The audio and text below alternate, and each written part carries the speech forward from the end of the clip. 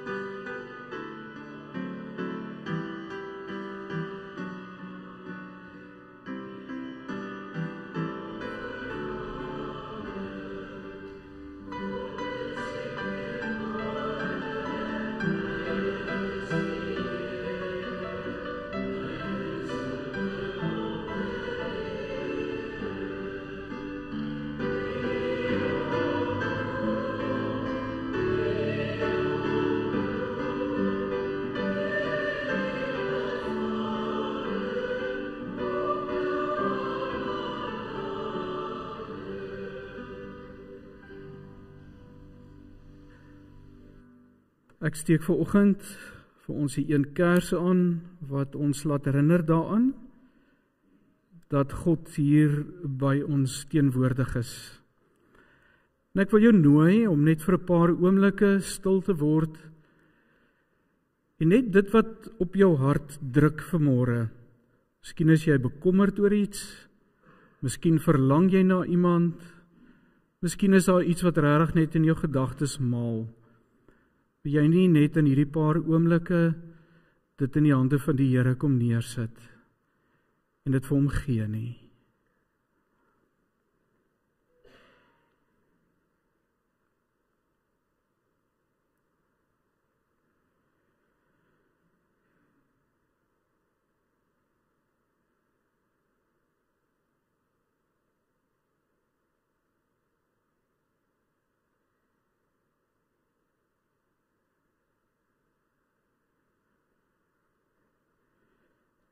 En ek steek vanmôre die ander kerse aan as 'n simbool en 'n teken van dit wat jy nou net vir die Here gegee het, dat dit daar by die Here is en dat jy dit daar by die Here kan los. Kom ons, terwyl ons so sit, gaan ons sing Halleluja, U is koning, ons kom sit ons vertroue ook vanoggend in die Here. Ons sing hom 2 keer.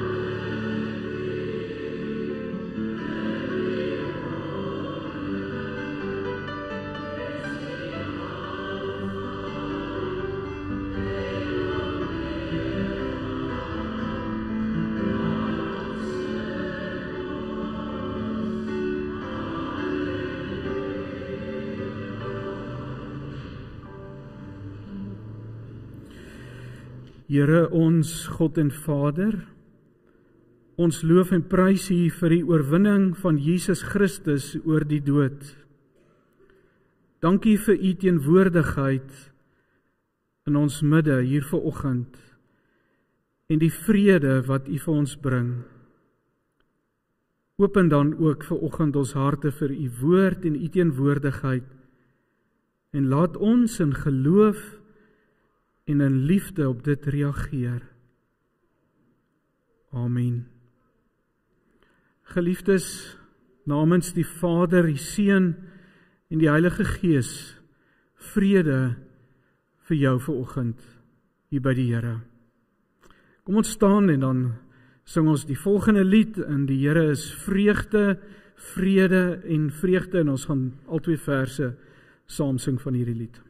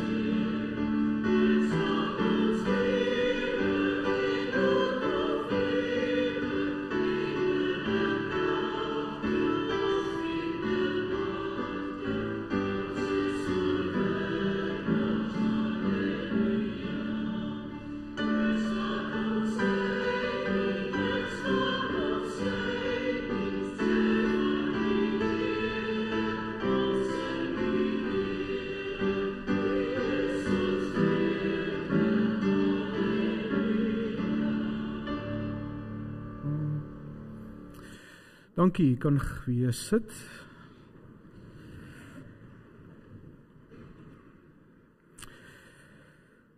Ons teksgedeelte vir oggend is ook ons leesroosterse teks, Johannes 20, vers 24 tot vers 31.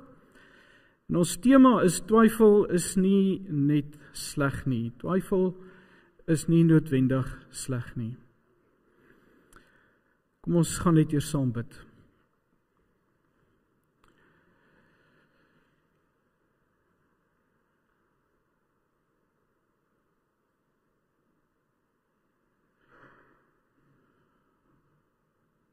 Here, ons staan vanmôre weer eens in verwondering. Verwondering oor 'n dag wat gebreek het, die son wat opgekom het. Die son wat lewe gee aan hierdie aarde deur sy lig. Die son wat in sy wentelbaan bly om ander planete, om ander stelsels, ons aarde wat in die wentelbaan bly om die son. Elkeen op sy plek, elkeen op sy tyd.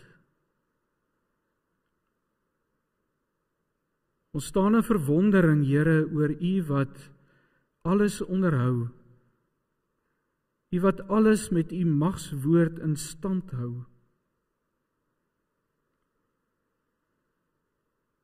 Ons staan in verwondering, Here, oor soveel dinge wat ons nog glad nie begryp nie.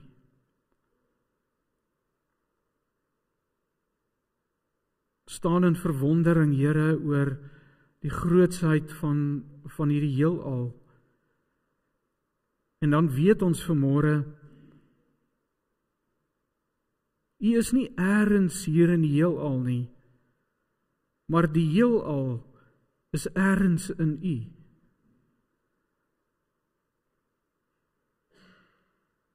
Dankie dat ons juis daarom ook ons vertroue in U kan kom sit. En kan leer om U te vertrou.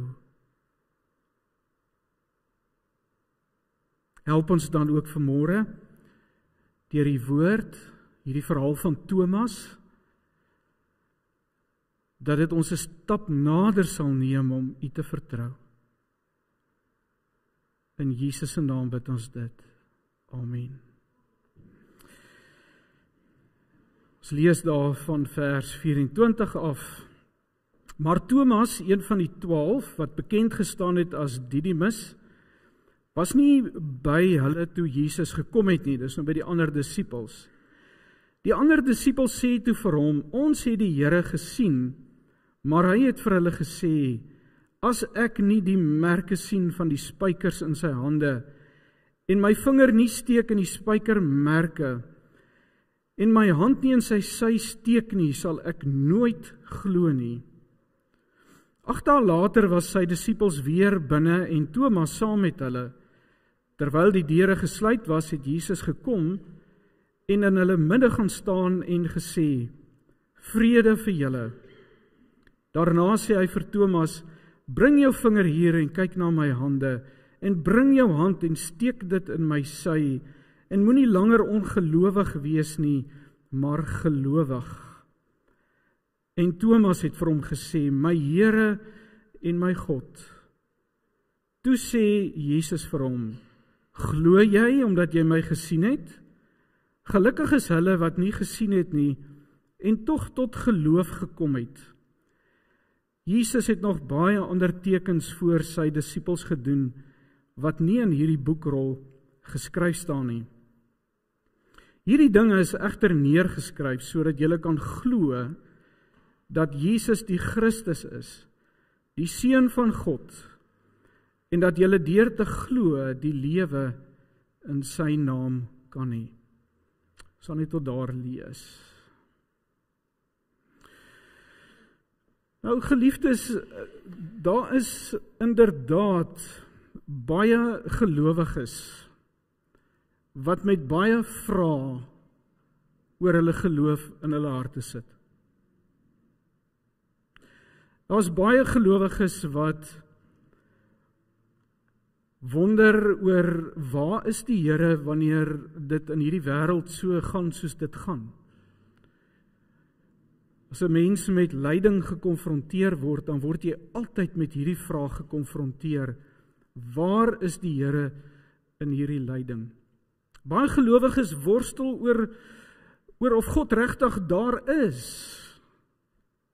Miskien het jy self dalk al baie keer gewonder, is daar regtig 'n wese soos God? Ander gelowiges worstel weer met vrae soos, hoe werk hierdie hele ding van Jesus se kruisiging, en hoe werk sy opstanding, en wat kan jy nou glo, want daar is soveel stemme wat gesê word oor die Bybel, en enorme hoeveelheid goed wat jy op die internet kan gaan lees oor die Bybel, en wat mense vir jou vertel, en hierdie een vertel dit, en daai een vertel vir jou dat. Wat moet jy nou op die einde van die dag rondom al hierdie dinge glo? Ek onthou hier in my 2de of 3de jaar op universiteit het ek een aand voor my lesenaar gesit en ek het regtig vir die Here gesê, Here, ek weet nie meer wat om oor God te glo nie. Maar ek glo ten minste een ding, en dit is dat U my liefhet. Die probleem is net met baie van hierdie vrae is dat gelowiges nie hierdie vrae wil vra nie. Ons dink dit is verkeerd om met hierdie vrae in jouself gekonfronteer te word. Ons wil ook nie met ander mense daaroor praat nie. Want mense gee partykeer vir jou net 'n baie eenvoudige antwoord wat nie vir jou bevredigend is nie. Mense hoor baie keer dat mense sê, ag nee man, praat nie oor sulke goed nie, glo net soos 'n kind. En partykeer as jy met mense praat, selfs met predikante praat, dan kom jy agter, hulle neem jou eintlik kwaadlik dat jy twyfel. Hulle sê eintlik vir jou, dit hoort mos nou nie by 'n goeie gelowige om te twyfel in die Here nie. Dis mos wat jou naam sê, jy glo mos, jy's gelowige. Hoe twyfel jy dan oor hierdie dinge? En ek dink miskien is een van die goed dalk wat vir ons 'n beklemming gee hier binnekant wanneer ons die dag twyfel en vra het oor ons geloof, is dat 'n mens bang is jy gaan dit verloor. Jy gaan jou geloof verloor. As jy hard genoeg hierdie vrae vra, as jy aanhou om hierdie vrae te vra, as jy aanhou worstel en soek, dat jy iewers later alles gaan verloor. Sê nou net, ek glo nie meer nie. Nou, dit was ook met Thomas die geval gewees in hierdie verhaal. En die eerste ding wat ons moet sê oor Thomas, is dat Thomas was nie so vreeslike ongelowige soos wat ons dink baie keer nie. Verhaal sê ons mos die ongelowige Thomas, of die twyfelende Thomas. Maar as jy in die Johannes Evangelie bietjie na Thomas gaan kyk, dan kom jy agter Thomas was eintlik een van die mees loyaalste disippels gewees. Toe Jesus op 'n stadium vertel dat hy Jerusalem toe gaan om daar te sterwe, was Thomas die een wat gesê het, Here, ons sterf saam met U in Jerusalem. Op 'n stadium toe Jesus vertel, hy gaan om die pad gereed te maak na die Vader, toe was Thomas die een wat gesê het, Here, vertel ons, hoe loop hierdie pad?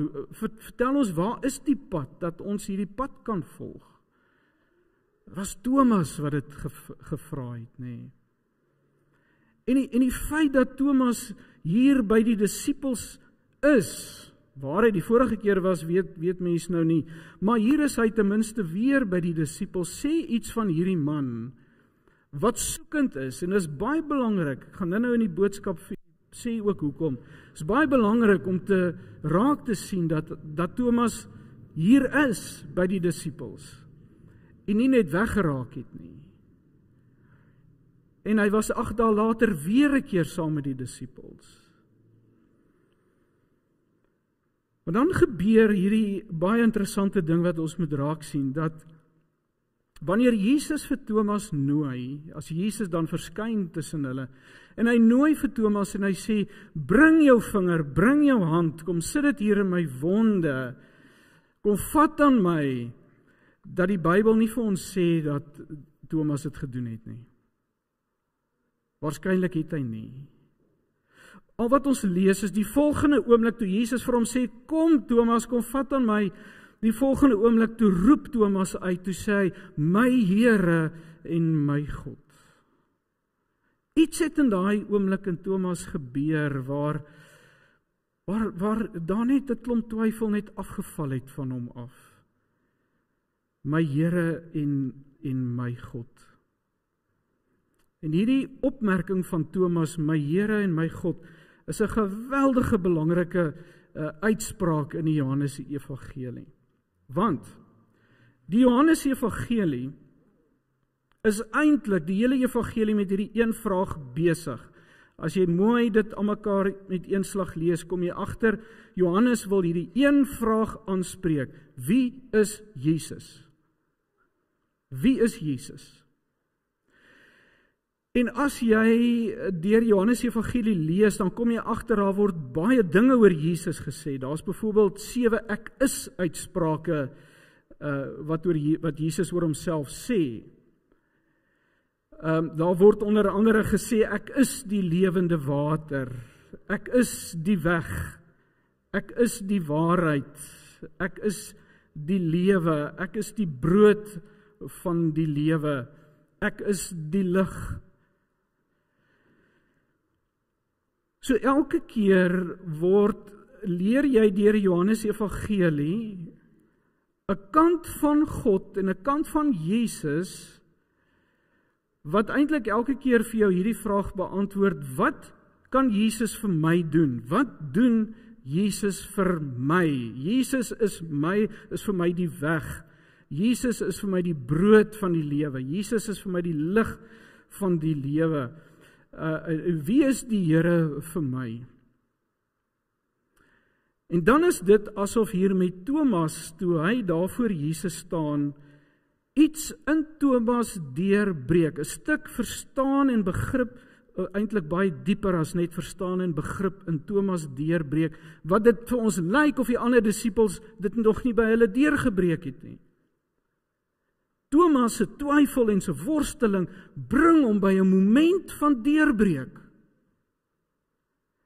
En daai deurbreek is die hoogtepunt van hierdie hele evangelie van Johannes, en dit is wanneer Thomas verstaan, dis nie wat kan Jesus meer vir my doen en wie is die Here vir my nie, maar Thomas draai dit om en hy sê, wat kan ek vir die Here doen? Wie is ek vir die Here? Hy is nie net meer my weg en my lig en my brood nie. Natuurlik is hy dit ook en dis baie belangrik. Maar hy word vir Thomas sy Here en sy God. En dit beteken dat daar kom 'n stuk onderwerping van Thomas aan Jesus. 'n Stuk gehoorsaamheid. Iets van Jesus is die baas, is die Here. Ek is onder hom. Hy's oor my. Hy's die een in wie se hande my lewe is. Dis nie meer net, wat kry ek uit Jesus nie, dit word iets, wat wil Jesus met my? Wat wil Jesus met my? En hier's 'n ander baie belangrike ding wat in daai woorde van Thomas na vore kom, en dit word 'n verhouding. My Here, my God. Dis nie meer 'n klomp leerstellings, die wet van die Here wat daar een kan staan nie. Dis nie meer 'n klomp goed wat Thomas moet nakom nie. Dis nie meer 'n klomp intellektuele goed wat Thomas moet verstaan voordat hy reg is met die Here nie. Niks van daai goeders maak regtig eintlik vir hom op die ou ende meer sin as dat hy kom by die Here Jesus en hy sê, ek onderwerp my aan U, my Here, my God. Hierdie persoonlike verhouding wat Thomas met die Here beleef. Geliefdes, twyfel is nie net sleg nie. Twyfel het vir Thomas by 'n baie diep plek in sy lewe gebring. Worsteling met die Here en met 'n mens se geloof kan vir jou by 'n baie diep plek in jou eie geestelike lewe bring. Dieper as wat jy ooit gedink het. Ek wil net so vinnig vir jou wys, en dan wil ek vinnig net praat oor geloof. Maar ek wil tog net vinnig vir jou wys wat navorsing oor geloof sê. Daar's ander modelle, ek gebruik maar een model, wat van die navorsers sê, hulle vind 4 fases baie keer in gelowiges se lewe. En hierdie 4 fases is nie net die een is klaar en dan die volgende een nie, dit soos 'n sirkel. Dit herhaal hom maar weer en weer in 'n mens se geloofslewe. Maar hierdie is soos 'n spiraal wat afgaan, dit word dieper en dieper word hierdie spiraal op die einde van die dag. 4 fases waardeur 'n mens in jou geloof gaan. Die eerste fase is gewoonlik 'n baie selfsugtige fase. Jy kry dit veral ook by kinders in hulle geloof. En die eerste fase gaan eintlik maar oor myself. Wat gee die Here vir my? Wat doen die Here vir my? Wat kry ek uit die Here uit? En so aan. En dan gebeur daar baie keer iets in mense se lewe. Partykeer is dit 'n verdieping in 'n mens se geloof, partykeer is dit 'n bekeringservaring wat mense beleef. Dan vind 'n mens dat daar 'n tweede fase in 'n mens se geloof kom. En hierdie fase word hoofsaaklik deur vrees gekenmerk. En dis die fase waar ek baie bang is dat ek gaan hel toe gaan as ek nie reg glo nie, as ek iets verkeerd doen en dat die Here se toorn oor my kan afkom. Vrees dat as ek nie reg leef nie, dan gaan daar iets slegs met my gebeur. Ek onthou toe ek student was, as dit eksamentyd was, het ek altyd besonder vroom geraak. En baie mooi opgelet, hoe lewe ek en wat doen ek en hoe praat ek met my pa en ma en doen die werkies in die huis, want dan gaan die Here my help met die eksamen. Ons het mos maar almal so tipe denke, nê. Fase 2 word baie gekenmerk dat 'n mens leef met reëls. Wat is die regte reël om na te kom? Mag jy op 'n Sondag dit doen of mag jy dit doen?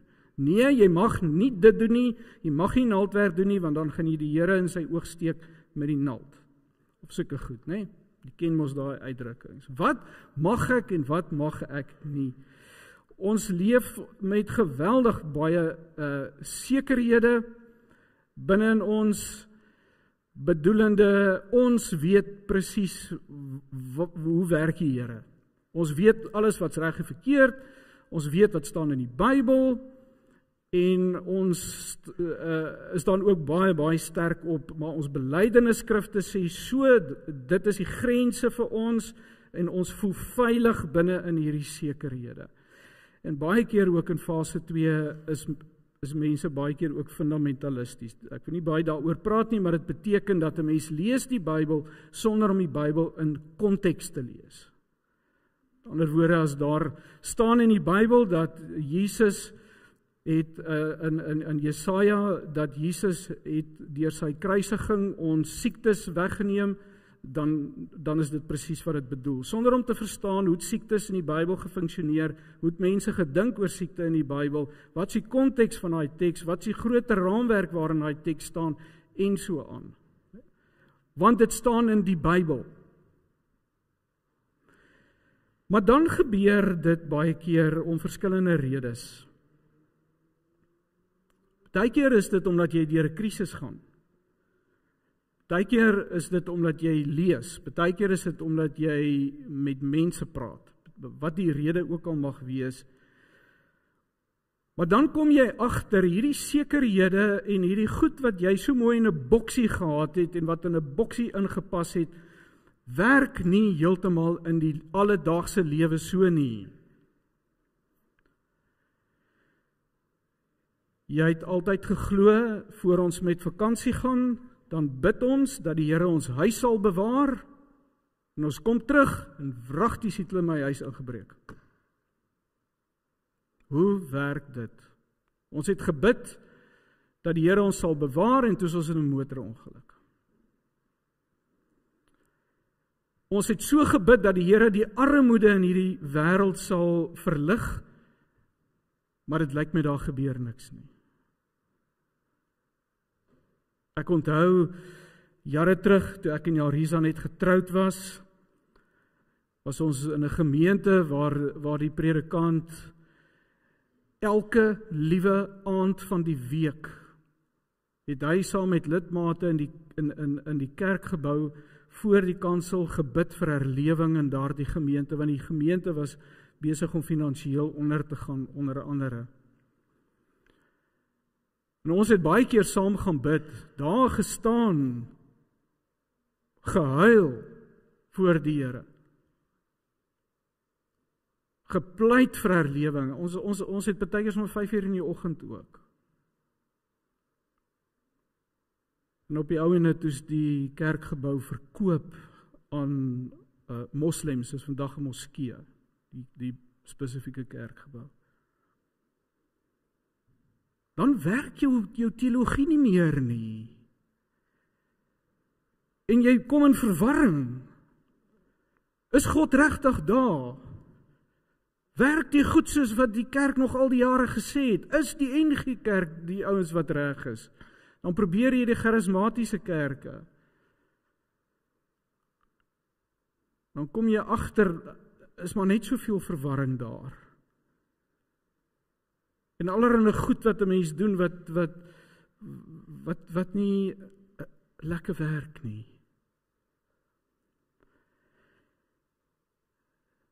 En dan gebeur een van 'n paar goed met jou in daai fase van verwarring. Party mense gaan terug na fase 2 toe. Hulle kry groter sekerhede. Hulle druk die kop in die sand in. Hulle sê, ek wil nie oor hierdie goed praat nie, ek wil nie oor dink, ek gaan net glo soos 'n kind. Maar jy is nou nie 'n kind nie, want jy het 'n stuk intellek in jou. Maar dan beweeg mense baie erger terug na sekerhede, reëls en word 10 keer erger as wat ek voorheen was, want dit gee vir my veiligheid en sekuriteit. Of jy kry mense wat baie koud en lou raak in hulle geloof. Party verlaat die Christelike geloof, maak nie meer vir hulle sin nie. Of jy kry mense wat nie die kerk verlaat nie, maar hulle is nie meer aktiewe gelowiges nie. Geloof speel maar net nie meer 'n rol in hulle lewe nie. Ek wil hom nog in die kerk uit begrawe word, of daarom 'n dominee wat ons trou eendag. Ek sê altyd vir mense, man, jy hoef nie 'n Christen te wees dat ek jou die dag begrawe nie, ek sê enigiemand begrawe. Jy hoef nie daaroor bekommerd te wees nie. Maar dit gebeur met mense, dat hulle of heeltemal koud raak teenoor die Here, of net lou word. Of jy kry nog 'n ander ding wat gebeur, en dit is dat mense beweeg aan na fase 4 toe. In fase 4 is 'n plek waar mense kom en sê, ek vertrou vir God. Ek kan nie meer my eie intellek vertrou nie. Want my eie intellek is ook maar net wat dit is, dis beperk. Ek kan ook nie ander mense se intellek regtig vertrou nie, want ander mense se intellek is ook maar beperk. En almal stoei, en almal worstel, en almal praat, en almal het goed om te sê, en op die ou ende kom daar 'n vrede hier binne in jou, waar jy sê, maar wat ek wel vertrou, is vir God. En tussen my wonderdeur en my twyfel en al my goed deur, weet ek dat ek in die hand van die Here bly. Ek weet nie mooi waar en hoe nie, maar ek weet ek is in die hand van die Here en ek vertrou die Here. En dan kom daar iets in daai fase wat ons praat van 'n verhouding. Dat 'n mens nie meer verhouding het met leerstellings nie. Verhouding het met 'n klomp feite nie. Verhouding selfs met die Bybel het nie. Party mense het net 'n verhouding met die Bybel. Maar hulle ontwikkel 'n verhouding met God, met die lewende Here. En jy vra nog steeds vrae en jy wonder nog steeds oor dinge. Maar is nie meer gee vir jou angs en hierdie vrees. Wat gaan van jou word as jy nou nie meer goed so dink oor goed of so dink, of jy begin om die Here te vertrou en die ontstaande verhouding tussen jou en die Here. En die ding wat jou liefde begin dryf, wat jou lewe,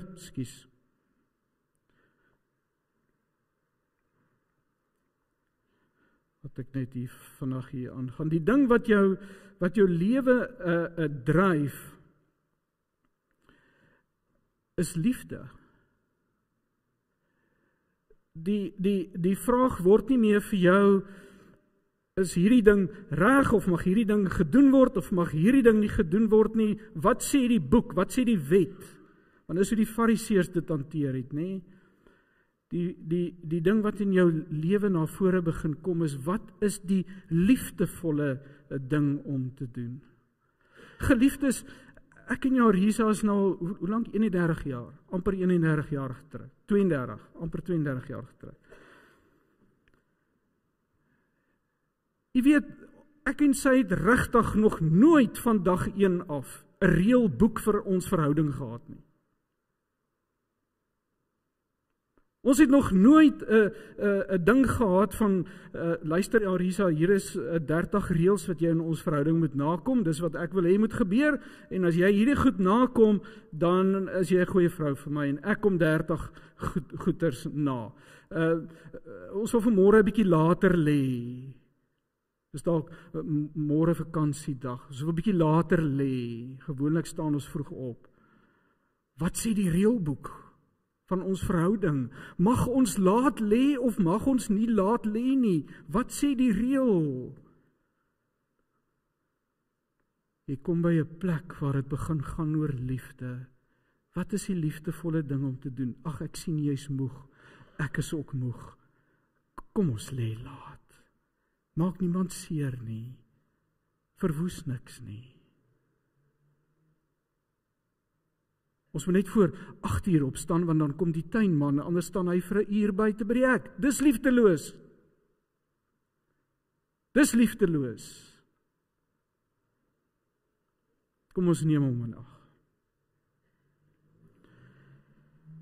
Daar kom 'n vertroue in die Here.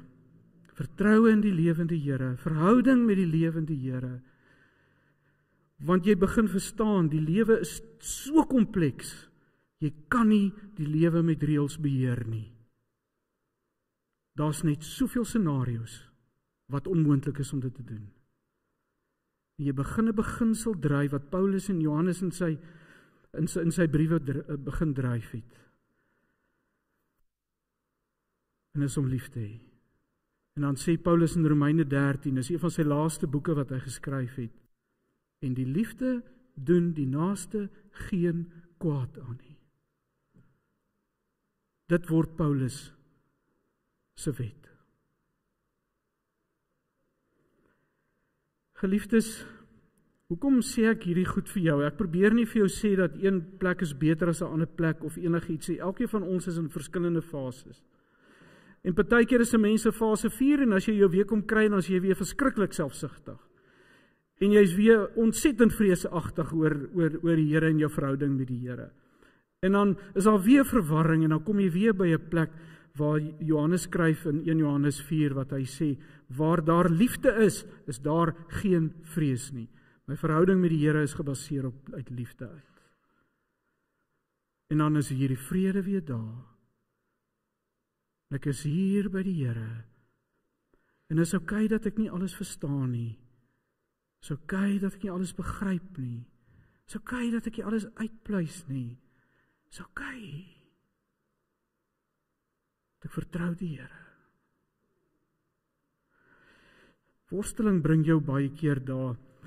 Wat is dit om te glo? Ek wil net hierdie stukkie laastens met jou oor praat en dan wil ek vir jou sê wat maak dat 'n mens in fase 3 na fase 4 toe skuif en nie wegraak of koud raak nie.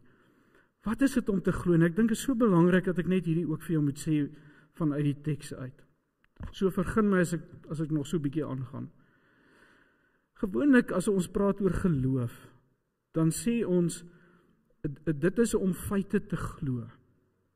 Jan van Riebeeck het in 1652 hier in die Kaap aangekom. Glo jy dit? Ja, ek glo dit. Die ouens sê dit, so ek glo dit. Nee, ek glo dit nie. Daar's ander bronne wat ander goed sê na ander datum het. So jy besluit wat glo jy. Jesus Christus het bietjie meer as 2000 jaar terug het hy aan die kruis gesterwe. Glo jy dit? Ja, dis ook nie moeilik om dit te glo nie, nee. Jy kan eintlik enigiets glo. Wil jy hê ek moet vir jou glo die maan is van kaas gemaak? Ag, ek kan dit vir jou glo ook as jy wil. Gaan nou nie my lewe verander nie. So dink ons baie keer oor geloof. Geloof is 'n klomp feite wat jy intellektueel besluit, is dit waar of is dit nie waar nie. Jesus is die seun van God, is dit waar of is dit nie waar nie? En dan besluit jy dis waar en dan is jy gelowige, nê. Geliefdes, maar dis nie hoe geloof in die Bybel werk nie. Jy kan maar oor en oor die Bybel lees, dis nie hoe geloof werk in die Bybel nie. Ek dink die Bybel praat van, as die Bybel van geloof praat, is daar 2 goed wat ek dink na vore kom. Die eerste ding natuurlik, geloof is 'n vertroue in die Here. Jy kan eintlik maar die woord geloof in die Bybel oral vertaal met ek vertrou die Here. Ek vertrou dat dit so is. Ek vertrou dat die Here betroubaar is, né? Maar daar is 'n tweede ding rondom geloof in die Bybel en dit gaan rondom my identiteit. Geliefdes, wil jy weet wat glo jy regtig? Wat glo jy ten diepste? Is kyk hoe tree jy op. Hoe jy optree is ten diepste wat jy glo. As ek iemand is wat glo ek is dom, beloof ek jou vanoggend gaan ek sukkel met wiskunde, my hele skoolloopbaan. Want ek glo ek is dom, ek kan nie wiskunde doen nie. By voorwaarde dit besluit, dit word jou identiteit as iemand wat dom is. En dan kan jy ook later in die lewe ook niks doen nie, want jy's mos dom. As jy glo jy's 'n mislukking, dan gaan jy misluk in hierdie lewe. Want dis wat jy regtig glo, diep hier binne in jou identiteit. Jy kan sê jy's slim, jy kan sê jy's suksesvol, maar as jy regtig jou identiteit is, iemand wat 'n mislukking is en dom is, gaan jy so optree. Nou, hoekom dit by ons geloof in die Here? Geloof in God beteken dat dit wat ek glo oor God word my identiteit. Ek is 'n nuwe mens. Dis nie net 'n konsep wat ek iewers glo nie. Dis wie ek is. Dis my identiteit. Ek is 'n nuwe mens. Ek is 'n dienskneg. Miskien is dit hoekom ons so sukkel om te dien in die lewe, want dis nie ons identiteit om 'n dienskneg te wees nie. Ons glo ons moet 'n dienskneg wees, maar dis nie my identiteit nie. Wie is ek ten diepste? Ek's 'n dienskneg. Ek is geliefd. God het my lief, mense het my lief. Dis wie ek is. Ek's 'n kind van God, ek's gehoorsaam aan God, dis my identiteit, né? Alles van wie Jesus is en wie Jesus op die aarde was en wie hy nog steeds is, word myne. Dit word ek. Jesus se identiteit word my identiteit. Dis hoekom Paulus praat van wie is ek in Christus. Ek sterf ook elke dag aan my eie ego, soos Christus gesterf het. Ek verloon my elke dag, soos Christus homself verloon het. En ek staan elke dag uit die dood uit op, soos Jesus die boosheid en sonde oorwin het in hierdie lewe. Nee, dis deel van my. Ek offer op, soos Jesus opgeoffer het. Ek het lief, soos Jesus lief het. Ek is geduldig, soos Jesus geduldig is. Geloof is om al meer hierdie identiteit van Jesus myne te maak. Dit wat ek is, word ek al hoe meer. Dis geloof. Dis die diepste geloof en dis wat Thomas hier ontdek. My Here en my God. Dis 'n proses, geloof is 'n proses waarin ek ingee, waarin ek besef ek weet nie alles nie, ek ken nie alles nie, ek verstaan nie alles nie, ek is nie in beheer nie, waar ek ingee, waar ek oorgee. Here, nou is ek in U hande. Ek is in U hande. Meegee. Werk ek saam met die Here. Here, ek wil word wat Christus is. Ek wil leer om U te vertrou, Here. En dit is nie vir my maklik nie, om U te vertrou nie. Geloof, geliefdes, op die ou einde wat Thomas ontdek het, is nie iets wat jy nakom nie, maar is iets wat jy word. Dis wie jy word. Jou mens wees. Jou identiteit in Jesus. En dis 'n proses. Partykeer is ons selfsugtig, partykeer vreesagtig, partykeer verward, partykeer vrede. Partykeer kom maar rus in my. God is in beheer. Verhouding met die Here. Dis 'n proses. Laastens, wat maak dat iemand in fase 3 nie lou raak en koud raak nie? Net een ding, en dis dat jy aanhou soek. Dat jy nie ophou soek nie. Dat jy volhard om te soek, dat jy aanhou worstel. Dat jy nie net opgee nie. Thomas het nie opgegee nie. Thomas was weer tussen die disippels. Hy was weer daar kom luister. Hy was weer daar toe Jesus daar verskyn het en die deurbraak gekom het. En ek wil vanmôre vir jou hierdie raad gee wat my een seun op sy Instagram status gesit het. My een seun, ingenieur, alles bevraagteken, alles oor God bevraagteken, die leer van die kerk bevraagteken. Ons het ure en ure, Risa het altyd net geloop. Maar ek en hy het ure en ure gesit en praat oor God en oor die Bybel en oor alles. En ek kon hom nooit oortuig nie. Toe sê ek een aand vir hom, toe sê ek vir hom, jong, weet jy nie, ek wil hierdie ding vir jou sê. Ek kan jou nie van die Here oortuig nie. Ek kan jou nie oortuig dat hy daar is of dat hy nie daar is nie. Ek kan nie vir jou oortuig die Bybel is deur die Here geïnspireer nie. Ek kan dit nie vir jou bewys nie. Ek sê vir hom, maar daar's een ding wat ek wel vir jou kan sê wat jy nie my sekerheid oor kan wegneem nie. Ek het 'n verhouding met die Here. En dit wat tussen my en die Here is, en wat tussen my en die Here oor jare gebeur het, kan ek nie ontken nie, ek kan dit nie wegdink nie, dis daar. En dis al wat ek vir jou kan sê op die einde van die dag.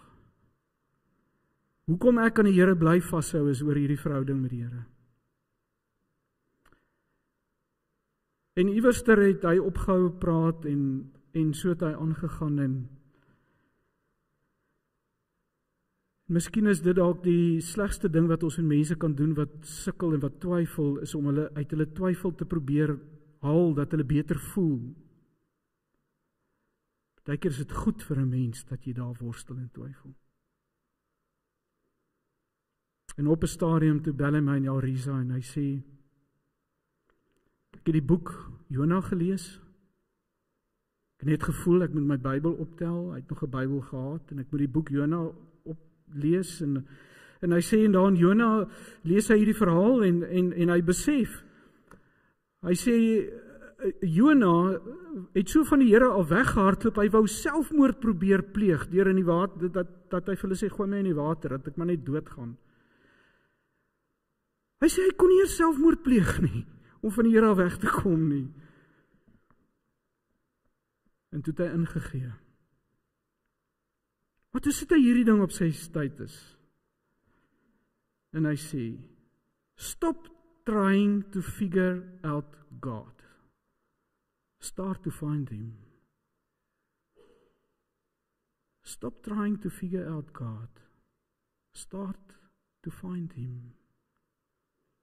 Het gaan nie oor die leerstellings nie, dit gaan nie oor teologie nie, dit gaan nie oor 'n denke nie. Dit gaan oor 'n verhouding met God. Vind die verhouding. Vind vir God. En die res sal oukei wees. Deur hom te vertrou. Twyfel is nie net sleg nie. Ek weet nie waar jy staan met jou verhouding met die Here nie. Miskien het jy gedink vanoggend kom jy dalk vir 'n laaste keer kerk toe. En dan is dit nou klaar. As Thomas dit gedink het, dink net wat het hy gemis. Die Here sê, hy wat soek, sal vind. Hy wat aanhou klop, sal voor oopgemaak word. Wil vanmôre vir jou sê, moenie ophou soek nie. Moenie ophou worstel nie. Gebruik jou kop. Dink oor die goed. Tot jy siek en sat gedink is. En jy by 'n plek kan kom waar jy kan oorgee. Ingee. waar jy die Here begin vertrou vir jou lewe. Ek wil jou nooi om vanoggend saam ons geloof te bely. Ek wil jou vra dat jy sal opstaan en dan gaan ons saam die 12 artikels hardop bely. Kom ons staan asseblief.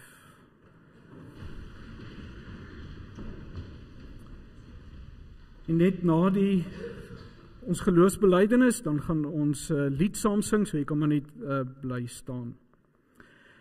Ek glo in God die Vader, die Almagtige, die Skepper van hemel en aarde, en in Jesus Christus sy eniggebore Seun, ons Here, wat ontvang is van die Heilige Gees, gebore is uit die maagd Maria, wat gelei het onder Pontius Pilatus, gekruisig is, gesterf het en begrawe is, en ter helle neergedaal het, wat op die 3de dag weer opgestaan het uit die dode, wat opgevaar het na die hemel, en sit aan die regterhand van God, die Almagtige Vader, van waar hy sal kom om te oordeel, die wat nog lewe, en die wat reeds gesterf het. Ek glo in die Heilige Gees, ek glo aan 'n heilige algemene Christelike kerk, die gemeenskap van die heiliges, die vergewing van sondes, die opstanding van die vlees en 'n ewige lewe. Kom ons sing saam hierdie belydenislied, Vader, Seun, Heilige Gees.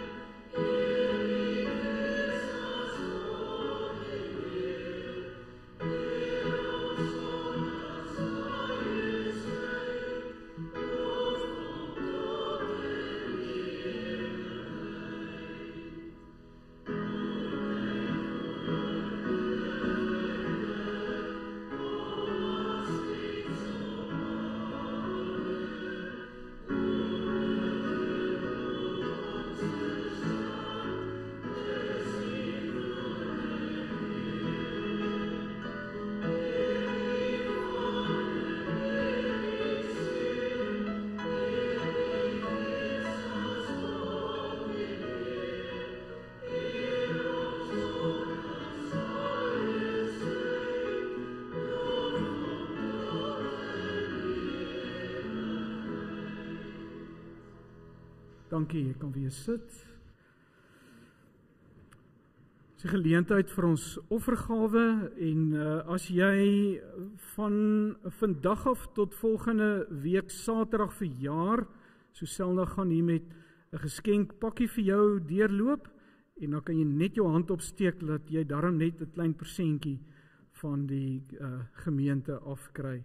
Baie dankie vir julle wat vir ons hier tydens ons offergawe lied gaan speel. Die handeklap is regtig net ons waardering. Baie dankie. Ek spot altyd. Ek het een keer in my lewe wat mense vir my handeklap gegee het toe ek gebid het.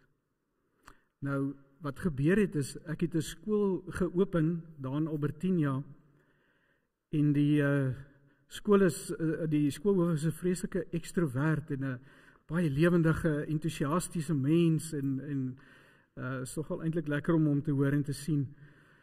En ek gaan open daar en buitekant en die kinders staan daar en ek gee 'n kort boodskap en ek sê ons bid en toe ek klaar gebid het, hier klap die hele skool almal hande want hulle klap vir alles hande daar. Toe sê ek vir Arisa, dit was regtig die eerste keer dat iemand vir my hande geklap het daarvoor. So as ons vir julle hande klap, is dit regtig net omdat ons vir julle sê ons waardeer julle ontsettend baie dankie hoor. Geliefdes, net paar enkele afkondigings. Hierdie hele jaar voel vir my, dis soos 'n ding wat nie in die gang kom nie. Hy begin en dan stop hy, en dan begin jy net weer, dan is dit weer vakansie daar, en dan stop hy weer, en so ons hoop dat hier in Mei maand se tyd gaan ons voluit met 'n klomp dinge kan begin. Eerste ding is, as jy nog sukkel met die app op 'n Android foon, Veronique is hier vanmôre, sy sal weer eens vir jou help hier voor, kom net, bring net jou foon na vore. Ons gemeente het 'n app waarop ons al ons kommunikasie gaan doen. Ons sukkel nog met die iPhones, klink beter. Maar dis nie ons fout nie, dit is Apple se fout, so hulle sukkel nog aan daai kant van die programmatuur om die storie met Apple uit te sorteer, so dis regtig nie ons fout nie, maar hulle is hard besig daarmee, hulle het ons beloof, hulle het alles gelos, al hulle ander projekte, en hulle is net besig om daai app van ons reg te maak. So wees net met dit geduldig, en dan wil ek sommer net vir jou opgewonde maak. Ons wil in Mei maand, so die tweede week in Mei maand, ons sal nog vir jou die datums en al die goed deurgee, wil ons graag begin een aand in die week met kom ons noem dit wandel met die woord, waar ons net so vir 5 weke, 2 keer 'n jaar, in die tweede kwartaal en in die laaste kwartaal, om sommer net so 'n bietjie na 'n Bybelboek, 'n tema of iets te kyk waar ons bymekaar kom en sommer net regtig in diepte bietjie na sekere goeters kyk in die Bybel. En ons gaan afskop by die versoek van baie mense, afskop met om bietjie na die boek Openbaring te kyk. Hoe lees 'n mens die boek Openbaring? En so ons gaan vir 5 of 6 weke daarby stil staan, maar ons sal vir u die inligting deurgee. En dan gaan ek ook in Mei maand afskop met ek noem dit 'n geestelike verdiepingskursus. En dit is 'n langerige kursus, dit neem so 'n jaar wat jy jouself verbind aan hierdie kursus. En in hierdie kursus kyk ons na 'n klomp goed. Ons kyk byvoorbeeld, praat ons die hele eerste blok, praat ons net oor my godsbeeld, wat baie belangrik is. Ons doen onder andere die enneagram in detail, en ons praat dan die tweede blok oor transformasie. Hoe verander ek regtig as gelowige? Dat my goed nie net praat goed is nie, maar hoe kan ek regtig verander? Dat die Gees my verander.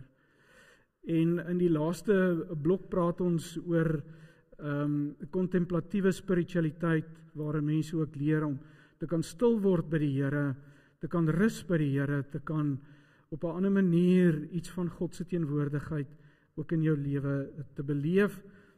En maar ek gaan nog inligting vir u genoeg daaroor gee, so hou dit maar net in gedagte, dis goed wat ons beplan om hier in Mei maand se tweede week af te skop, as alles nou weer lyk my normaal verloop. So ons wil in die gemeente in hierdie ritme kom. Die eerste deel van die jaar wil ons fokus op die lydenstyd, die kruisiging, Paastyd. Die tweede kwartaal wil ons fokus op wandel in die woord, iewerster vir 5 of 6 weke. Die derde kwartaal gaan ons 'n 40 dae tema doen, die hele gemeente saam, en in die vierde kwartaal fokus ons weer wandel met die woord, wat ons dan weer na 'n Bybelboek of iets gaan kyk. So dis maar net om jou so 'n bietjie lus te maak en opgewonde te maak. Kom ons staan, dan sluit ons af met die Onse Vader gebed.